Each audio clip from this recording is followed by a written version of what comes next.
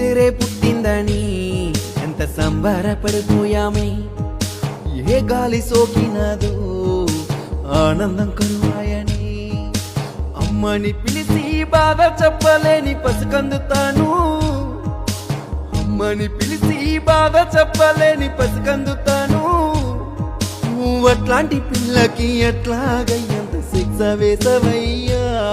నువ్వు అట్లాంటి పిల్లకి ఎట్లాగయ్యా అంత శిక్ష వేసవయ్యా. నాన్నని పిలిచి నొప్పు చెప్పలేని పసికందుతాను. నాన్నని పిలిచి నొప్పు చెప్పలేని పసికందుతాను. నువ్వు అట్లాంటి పిల్లకి ఎట్లాగయ్యంత శిక్ష వేసవయ్యా. నువ్వు అట్లాంటి పిల్లకి ఎట్లాగయ్యా శిక్ష వేసవయ్యా.